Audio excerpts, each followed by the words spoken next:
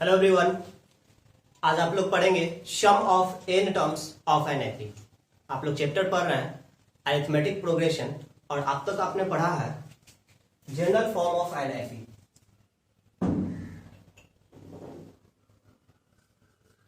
General form of an AP, ये था आपका ए, क्योंकि फर्स्ट टर्म है a plus d comma a plus 2d comma dot dot dot. ये एक एपी का जनरल फॉर्म था।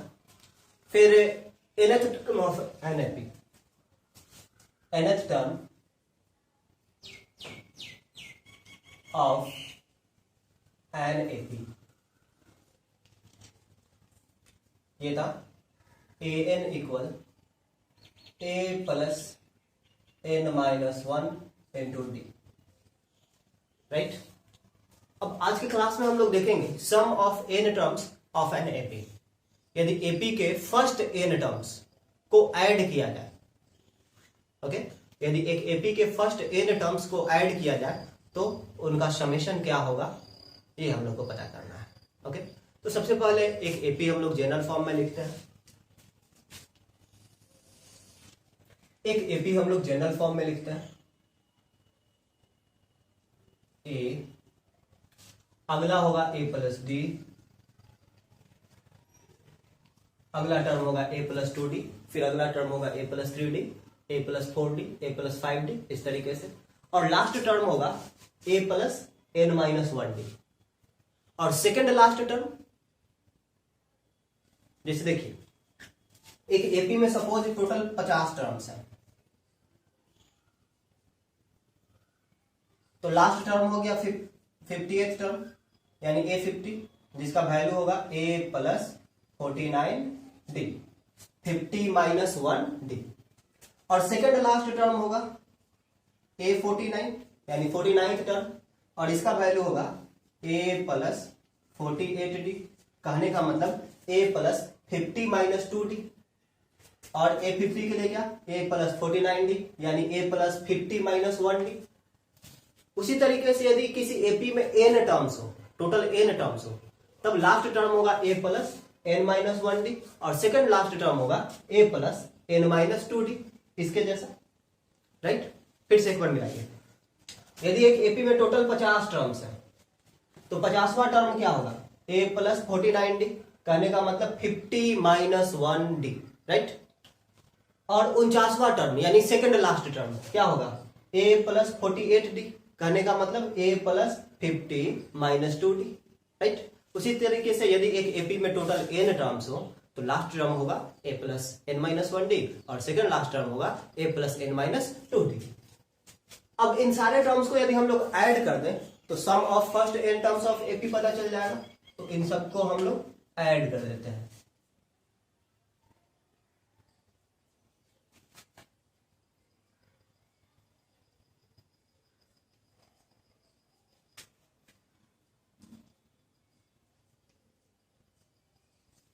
Okay, first term, second term, third term, fourth term, fifth term, उस तरीके से सेकेंड लास्ट टर्म और लास्ट टर्म, इन सबको हमने ऐड कर दिया। ओके, तो हम लोग को मिल गया sum of first n terms of an AP. Okay, इसे आप इक्वेशन 1 एज्यूम कर लीजिए।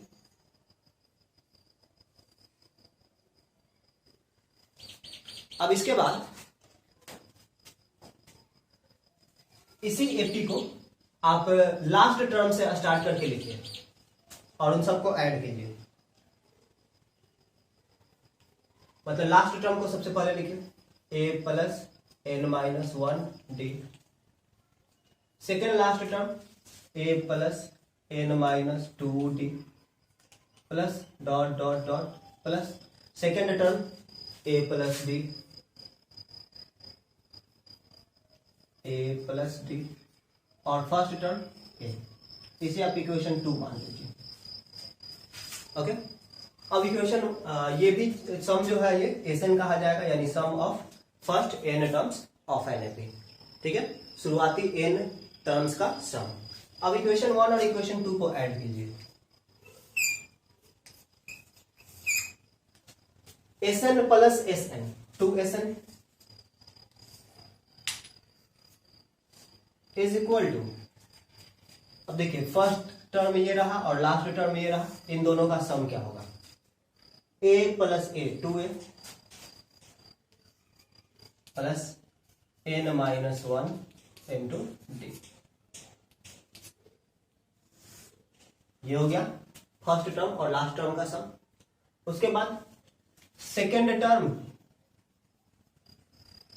और सेकेंड लास्ट टर्म का सम देखिए तो a plus A 2a plus n minus 2d और प्लस d, ये मिलेगा आपको n माइनस 1d।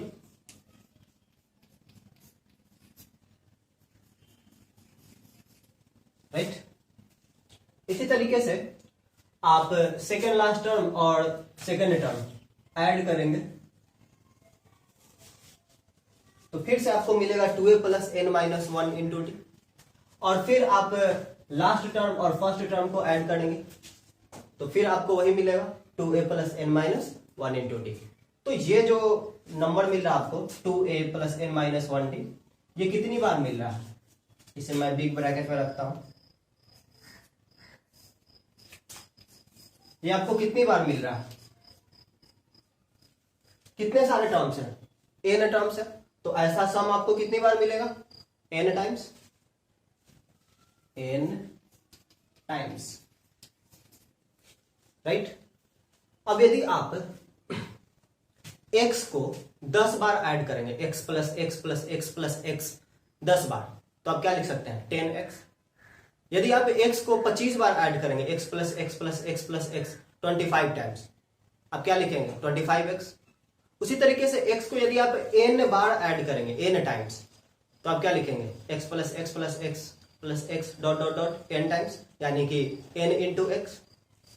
यहां पर ये जो टर्म मिला आपको बिग ब्रैकेट के अंदर जो पूरा टर्म है, इसे आप x एज्यूम कीजिए, और ये कितनी बार इस टर्म को ऐड किया जा रहा है n टाइम्स, तो क्या मिलेगा रिजल्ट आपको n इंटू एक्स। तो यहां पे मिला आपको 2Sn is equal to n, और इंटू एक्स किसके लिए 2a plus n minus 1 into D के लिए। राइट, अब यहां से इस 2 को जो है आप RHS में भेजिए, तो यहां प्रोडक्ट में है, यहां पर कोसेंट हो जाएगा, तो ये बन गया आपका n/2। और देखिए तो Sn का फॉर्मूला मिल गया, कहने का मतलब सम ऑफ फर्स्ट n टर्म्स का वैल्यू मिल गया आपको। तो ये रहा equation some of first n terms of an AP का। ओके, अब इसे दूसरे फॉर्म्स में हम लोग कैसे लिख सकते हैं, सो मैं आपको दिखाता हूं। तो आपको इक्वेशन मिला sum of first n terms of an AP के लिए Sn equal n/2 2a plus n minus 1d। Okay, अब देखिए तो आप Sn को क्या लिख सकते हैं n/2, ये 2a को आप a प्लस a लिख सकते हैं, a प्लस a, और फिर n minus 1 into D, n minus 1 into D. ये a plus n minus 1d क्या है, nth टर्म है जिसे आप an कहेंगे। राइट, तो Sn इज इक्वल टू आपको मिला n/2 a plus an।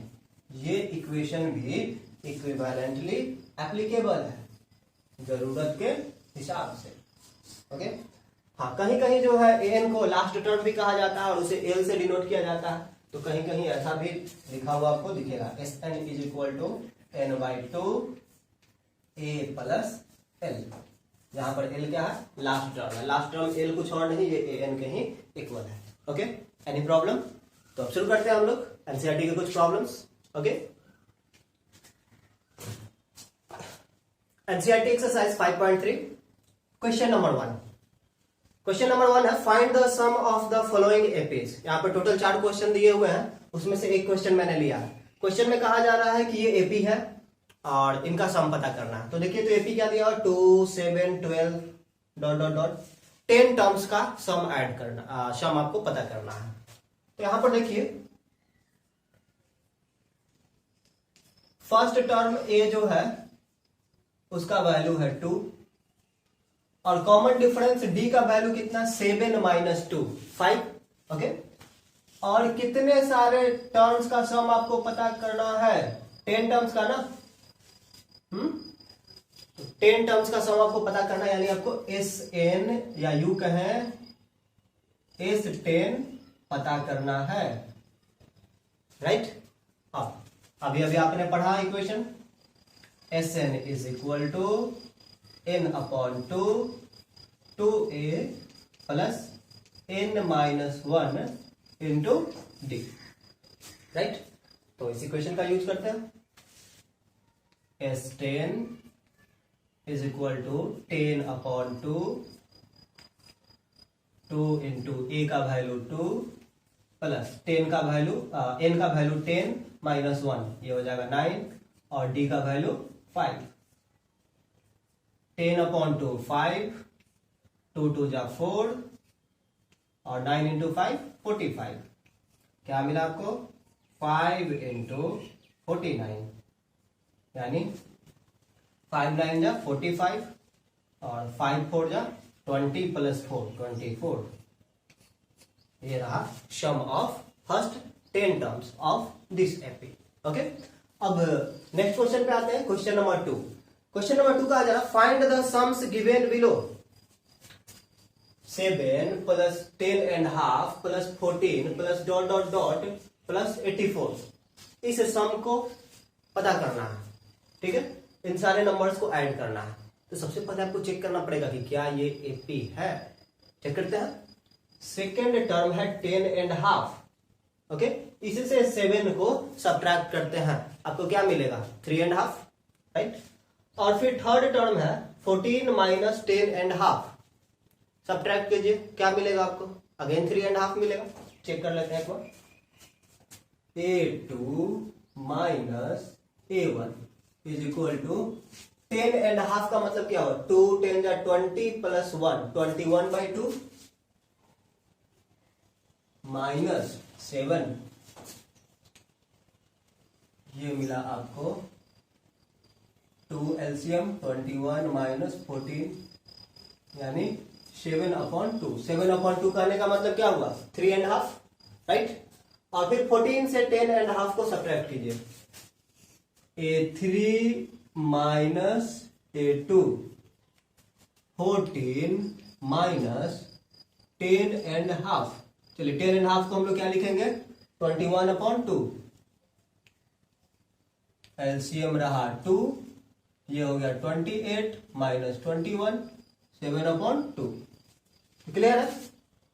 A2 minus A1 और A3 माइनस A2 इन दोनों का वैल्यू सेम मिलता है और इसलिए जो है ये AP है ओके क्लियरली।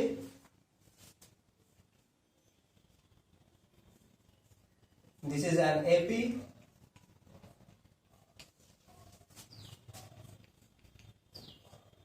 where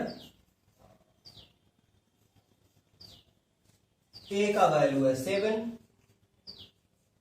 और D का वैल्यू कितना है जी 7/2 3 एंड हाफ भी बोल सकते हैं आप। और क्या ये सम पता करना है कितने सारे टर्म्स हैं ये आपको पता नहीं है। हाँ लास्ट टर्म क्या है nth टर्म जिसे बोल सकते हैं वो है 84। n का वैल्यू आपको नहीं पता है आपको Sn पता करना है। तो Sn पता करने से पहले आपको n पता करना होगा। तो चलिए n का फॉर्मूला अप्लाई करते हैं। Since an is equal to a plus n minus 1 into D. an का वैल्यू है 84 और a का वैल्यू 7 और n का वैल्यू पता करना है और d का वैल्यू 7/2। चलिए 7 को 84 से सब्ट्रैक्ट कीजिए 84 से 7 को सब्ट्रैक्ट करेंगे तो मिलेगा 77 is equal to n minus 1 into 7/2। चलिए 7 से 77 11 टाइम्स में और फिर यहाँ 11 इंटू 2 मिला 22 is equal to n minus 1। अब मैं इधर जगह बना लू थोड़ा सा मिटा लेते हैं इसे। हाँ तो यहां पर 22 इज इक्वल टू मिला n माइनस 1 तो इस हिसाब से n इज इक्वल टू मिला 23। ओके, अब आपको n पता है तो फिर Sn कहिए या फिर उसे S23 कहिए is equal to n/2 2a plus n-1 into D. Sir इतना मेहनत क्यों कर रहे हैं आप? इसके बजाय ये यूज कर लीजिए ना, Sn is equal to n/2 a plus an, क्योंकि an तो आपको पता है। हाँ बिल्कुल कर सकते हैं। ओके, और यही हम लोग करेंगे भी। ठीक है, इस पे भी बनाया जा सकता है और इस पे भी बनाया जा सकता है। तो चलिए वैल्यूज पुट करते हैं। S23 is equal to n का वैल्यू 23/2, a का वैल्यू 7 और n का value 84। 7 plus 84 S23 is equal to 23/2 into इन दोनों का सम हो जाएगा 91। अब इसे आप सॉल्व कर लेंगे, जो आएगा सो आंसर आएगा। ओके, तो ये दो क्वेश्चंस थे, एनसीईआरटी का क्वेश्चन नंबर 1 और एनसीईआरटी का क्वेश्चन नंबर 2। अब जो है कुछ नेक्स्ट क्वेश्चंस हम लोग देखते हैं, कुछ सिलेक्टेड प्रॉब्लम्स जो है मैं आप लोग को बता रहा हूँ। ओके, नेक्स्ट क्वेश्चन हमने सेलेक्ट किया है क्वेश्चन नंबर 3 का 8। ओके, यहाँ पर n का वैल्यू 4 है और d का वैल्यू 2 है, Sn का वैल्यू -14 है। आपको n और a का वैल्यू कैलकुलेट करना है। ओके, तो शुरुआत करते हैं।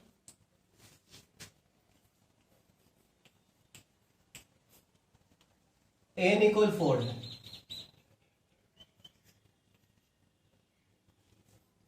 क्या लिख सकते हैं इसे आप? a plus n-1 into D is equal to 4। मतलब a plus n into D minus, अच्छा d का वैल्यू पहले सब्स्टिट्यूट कर ले तो ज्यादा बेटर होगा। d का वैल्यू कितना है? 2 है, 2 into n 2n minus 2 is equal to 4। a plus 2n is equal to 6।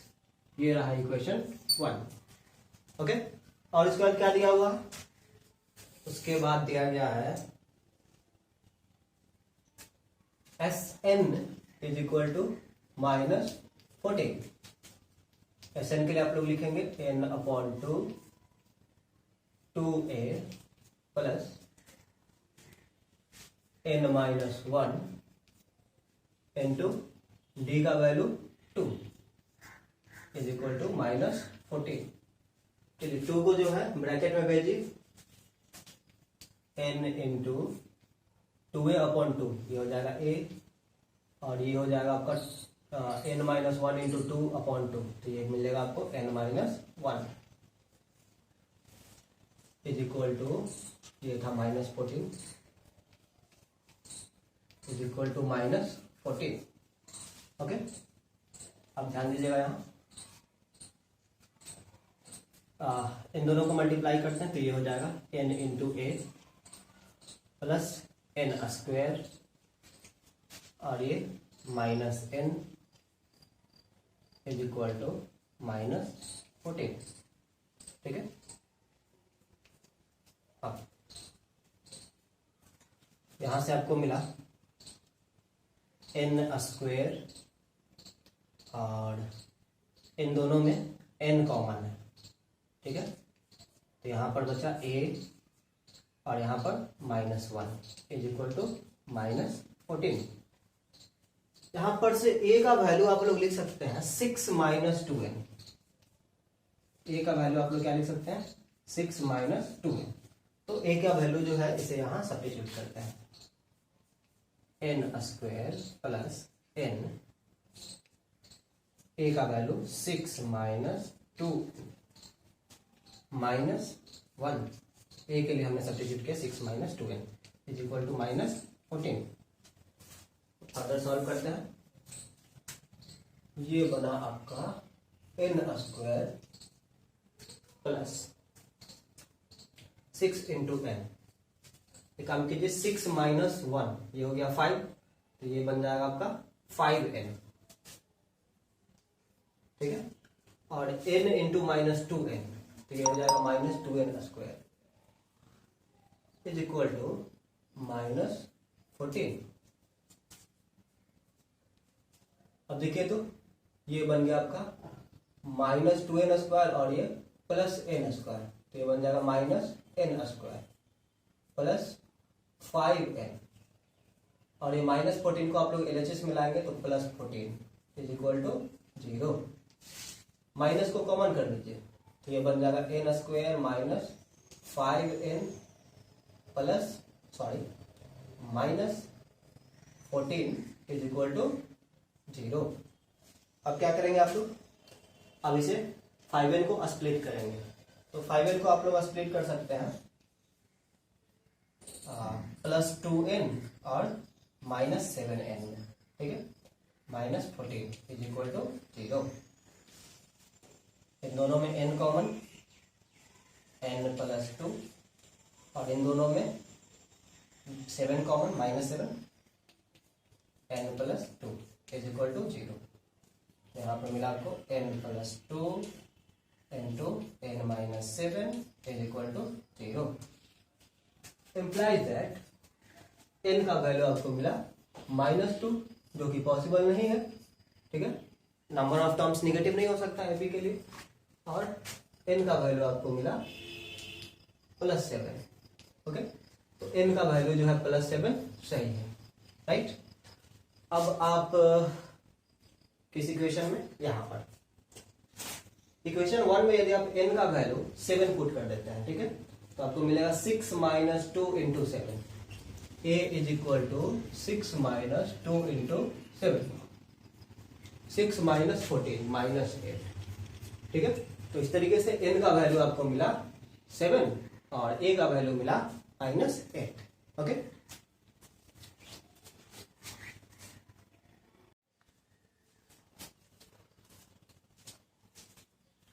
Next question हमने सेलेक्ट किया है क्वेश्चन नंबर 3 का 10, ओके। तो यह कहा जा रहा है एल यानी कि लास्ट टर्म 28 है और sum of terms of the AP 144 है और टोटल 9 टर्म्स है एपी में, तो आपको ए का वैल्यू पता करना है, ओके।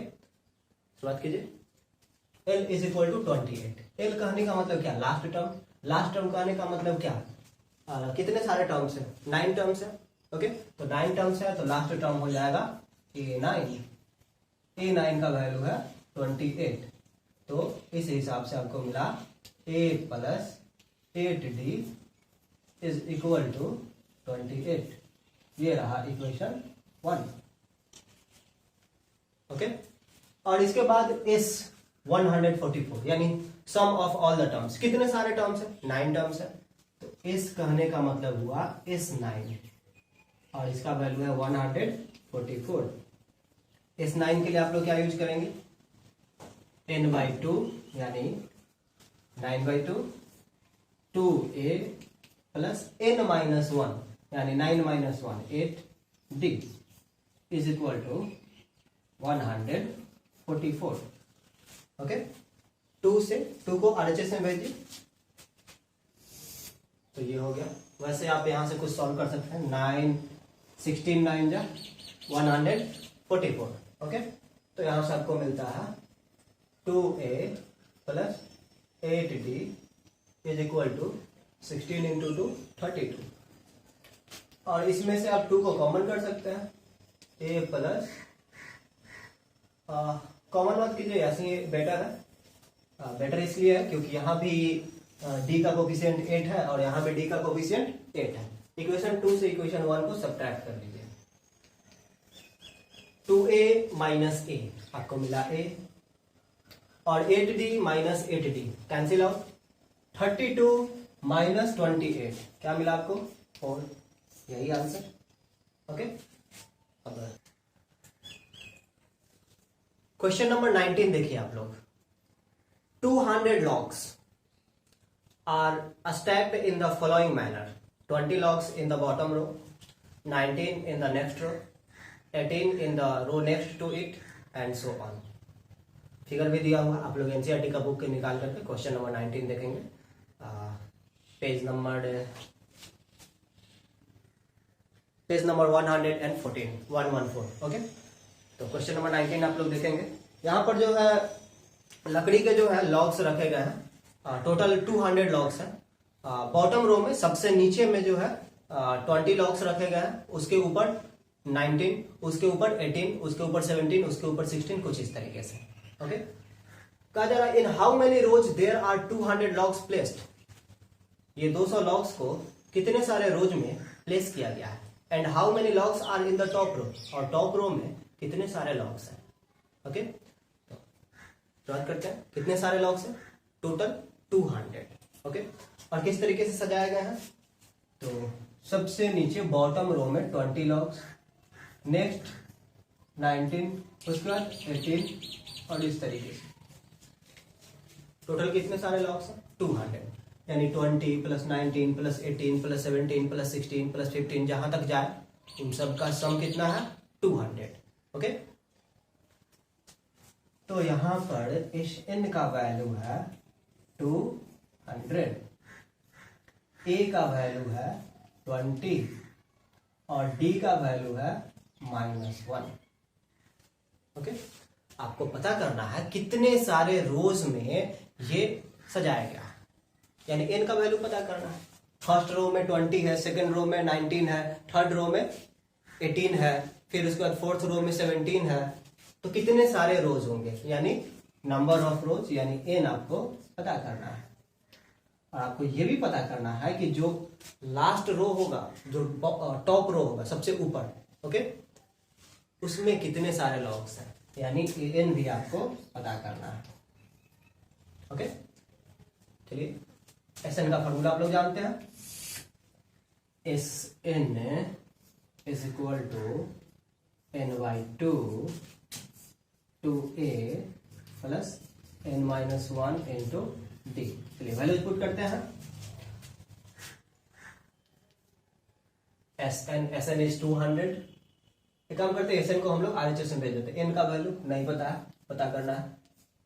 2 इंटू a का वैल्यू 20 है, प्लस n-1 इंटू डी का value -1 is equal to 200। Okay,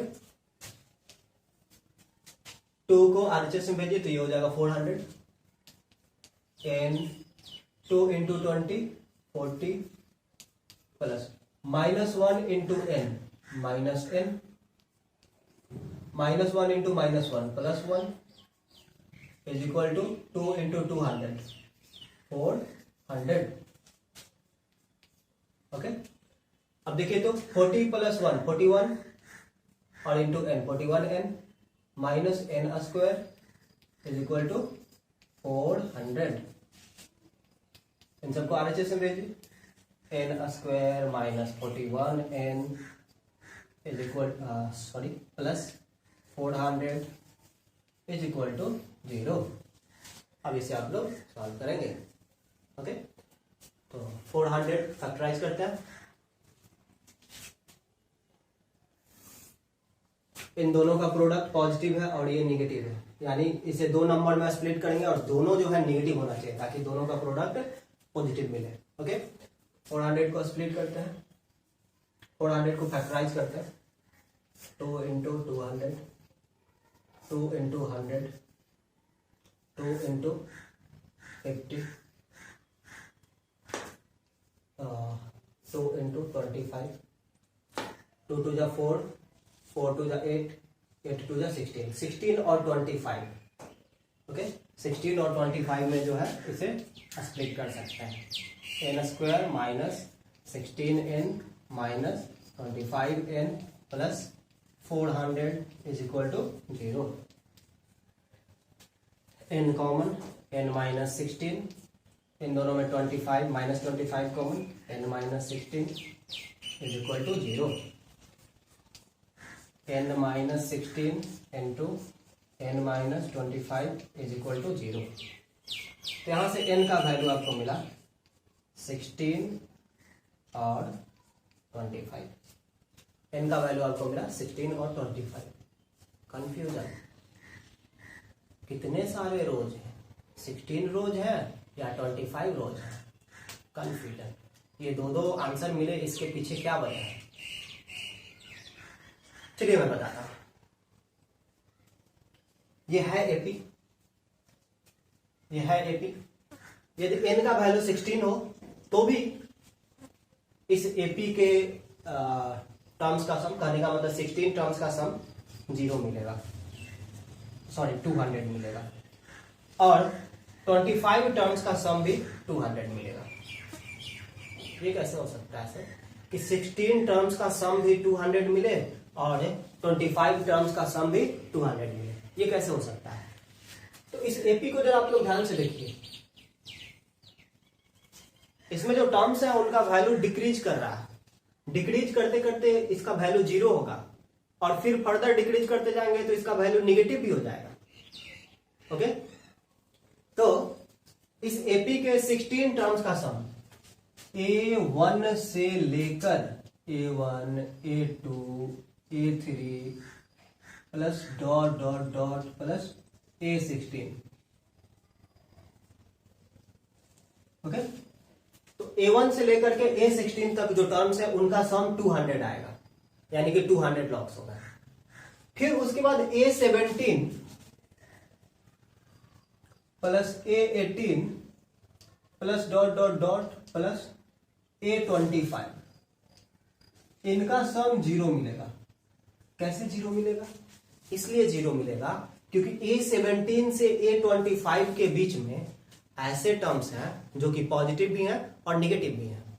यदि पॉजिटिव में वैल्यू सपोज कहीं कोई वैल्यू मिलता है 5, तो जरूर नेगेटिव में भी एक वैल्यू होगा -5। यदि पॉजिटिव एक वैल्यू मिलता है, कोई टर्म मिलता है जो कि +4 हो, तो उसके कोरस्पॉन्डिंग एक नेगेटिव टर्म भी होगा जिसका वैल्यू -4 होगा, और इस कारण से A17 से A25 तक के टर्म्स का सम जो है वो 0 मिलेगा।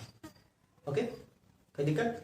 तो अब जरा सोचिए, यदि हम लोग नंबर ऑफ लॉग्स की बात करें तो नंबर ऑफ लॉग्स तो नेगेटिव नहीं हो सकता है, और इस एपी के टर्म यदि हम लोग 25 टर्म्स तक देखें तो उसमें नेगेटिव भी हो सकते हैं, राइट? यदि हम लोग 25 टर्म्स तक देखें तो इस एपी के जो टर्म है वो पॉजिटिव भी होंगे और नेगेटिव भी होंगे, लेकिन नंबर ऑफ लॉग्स जो है वो नेगेटिव नहीं हो सकते हैं। इसलिए आंसर क्या होगा हमारा? 16। कितने सारे रोज बन रहे हैं? 16 बन रहे हैं, क्योंकि 16 तक केवल पॉजिटिव नंबर्स ही होंगे। ओके, तो number of rows is equal to 16। ऐसा नहीं है कि ये n इक्वल 25 एक एपी के लिए गलत है, एक एपी के लिए ये सही है, लेकिन नंबर ऑफ रोज जो है वो 25 नहीं होगा, क्योंकि यदि 25 रोज लेंगे तो उसमें नंबर ऑफ लॉग्स निगेटिव मिलने लगेगा, और यदि निगेटिव मिलेगा नंबर ऑफ लॉग्स तो निगेटिव पॉसिबल है नहीं। ओके, तो इस कारण से जो है हम लोग नंबर ऑफ रोज 16 लेंगे। तो टॉप रो में कितने सारे लॉग्स हैं, यानी हमें क्या पता करना है? an, यानी कि A16 पता करना है। Number of logs in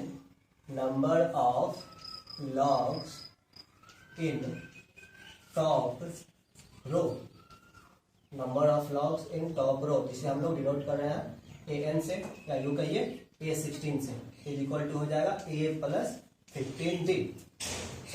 A का वैल्यू है 20 प्लस 15 इंटू डी का वैल्यू है -1, 15 इंटू -1 -15 और प्लस 20 मिला को 5, यानी टॉप रो में 5 लॉग्स हैं, टॉप रो में 5 लॉग्स हैं। अब देखिएगा 17 टर्म्स से 25 टर्म्स तक जो टर्म्स हैं उनका जो वैल्यू है वो देखिए कैसे कैसे मिलता है।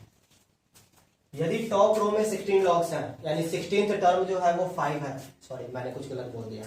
यदि टॉप रो में 5 लॉग्स हैं, यानी कि 16 टर्म जो है वो 5 है, तो 17th टर्म जो है वो आपको मिलेगा 4, 18 टर्म आपको मिलेगा 3, 19th टर्म मिलेगा 2, 20th टर्म मिलेगा 1, और 21st टर्म मिलेगा 0, 22nd टर्म मिलेगा -1, मुझे ऐसे लिखना चाहिए थोड़ा अच्छा लगेगा, -1। ओके, ये है 17th, 18th, 19th, 20th, और ये 21st टर्म, ये 22nd टर्म, और ये 23rd टर्म, जो कि -2 है, और फिर 24th टर्म और ये 25th टर्म हो गया जस्टिफाइड। बोलिए ओके। तो 16 टर्म का सम भी 0 होगा और 25 टर्म्स का सम भी 0 होगा, क्योंकि A17 ये वाला है A17 ओके, और ये है A25। A17 से A25 तक के जो टर्म है इनका सम क्या मिलता है, 0 मिलता है ओके। तो यदि S16 इज इक्वल टू है 200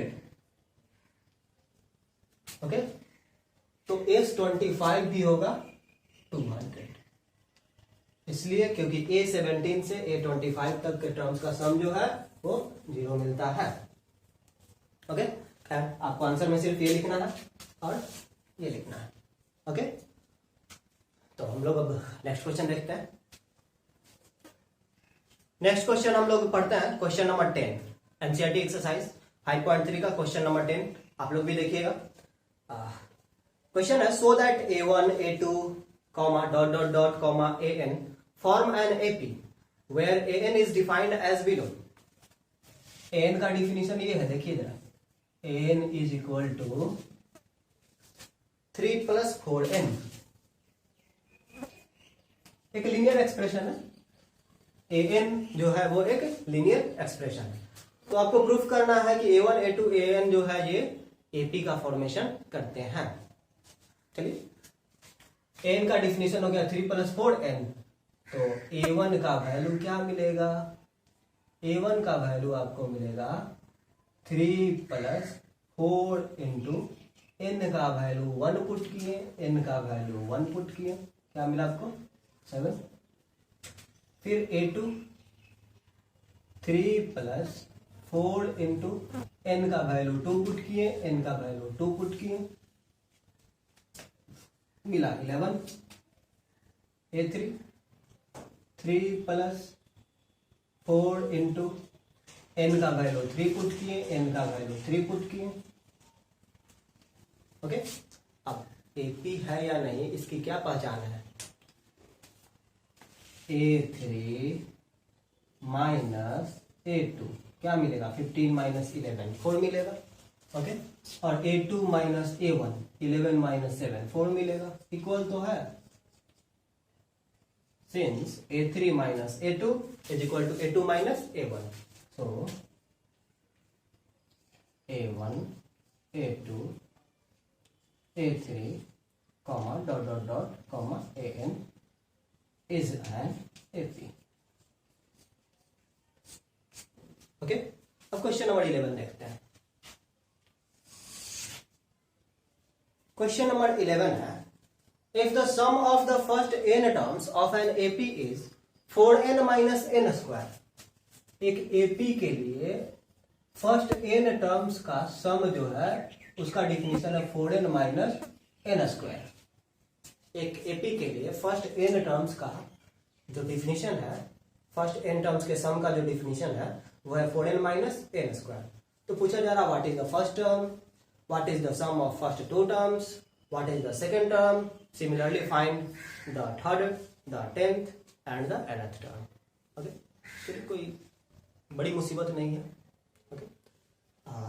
जरा ध्यान दीजिएगा आप लोग, मैं चौक चेंज करूँ।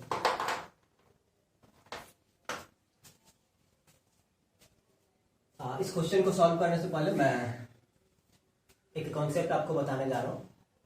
देखिए, ये है फर्स्ट टर्म A1, ये second term A2, third term A3, fourth term A4, fifth term A5, ऐसा है। मान लीजिए टोटल 5 टर्म्स है, तो इन सब का सम हो गया S5 ओके। अब यदि आप इन सब का सम बताइए, इन सब का सम आपसे पूछा जाए तो आप क्या बताएंगे, सिंपल है S4 राइट। इन सब का सम क्या है S4, तो आप लिख सकते हैं S5 is equal to S4 + A5। तो यहां से A5 का वैल्यू आपको क्या मिलेगा, A5 का वैल्यू आपको मिलेगा S5 - S4।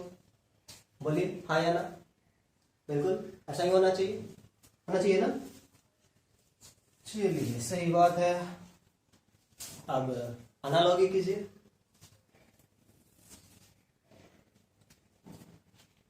Some of n terms is equal to a1 plus a2 plus a3 plus dot dot dot plus an minus 1 plus an, ये लास्ट टर्म और ये सेकंड लास्ट टर्म, राइट। अब इन सब का सम कितना होगा?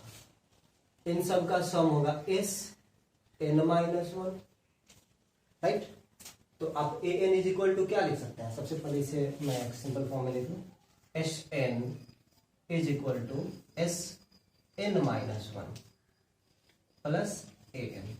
तो A N is equal to आपको क्या मिलेगा?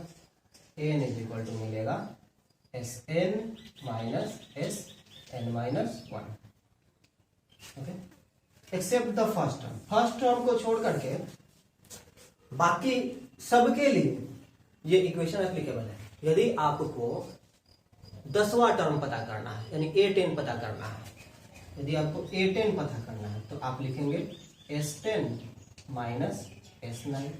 यदि आपको A50 पता करना है तो आप S50 माइनस S49 लिखेंगे, ओके। लेकिन यदि फर्स्ट टर्म पता करना हो तब क्या, देखिए तो किसी एपी के एक टर्म का सम कहिए या फर्स्ट टर्म कहिए, दोनों तो एक ही है ना। किसी एपी के एक टर्म का सम कहिए या फर्स्ट टर्म कहिए, दोनों तो यही ना है। तो S1 कहिए या A1 कहिए, बात बराबर है। तो फर्स्ट टर्म यदि आपको पता करना हो तो उसके लिए आप लोग लिख देंगे A1 is equal to S1। लेकिन यदि आपको nth टर्म पता करना हो तो Sn माइनस Sn माइनस 1 का यूज करेंगे, राइट। तो इस कॉन्सेप्ट का यूज करके जो है आप पता कर सकते हैं। सपोज इसके हेल्प से आपको पता करना है, Sn का definition 4n minus N square है और आपको पता करना है थर्ड टर्म, ओके। तो A3 इज इक्वल टू आप लिखेंगे S3 माइनस S2। अब S3 के लिए क्या लिखेंगे? Sn का डिफिनेशन है 4n माइनस एन स्क्वायर, यानी 4 into 3 minus 3 square, minus S2 के लिए आप क्या लिखेंगे? 4 इंटू 2 माइनस 2 स्क्वायर, ओके। अब इसे सॉल्व कर लेंगे। 4 इंटू 3 12 माइनस 9, ये मिला आपको 3, और फिर 4 इंटू 2 8 माइनस 2 स्क्वायर 4, 8 माइनस 4 ये हो गया 4, 3 माइनस 4 ये मिला आपको माइनस 1, ओके। तो ये A3 का वैल्यू मिल गया। इसी तरीके से क्वेश्चन नंबर 11 में जो भी आपसे पूछा जाए, A1 A2 A3 जो भी आपसे पूछा जाए आप कैलकुलेट कर सकते हैं, ओके। तो ये था complete concept for the sum of first n terms of an AP, okay. यदि आपको कोई और भी प्रॉब्लम हो तो आप कमेंट कर सकते हैं या फिर व्हाट्सएप कर सकते हैं, ठीक है।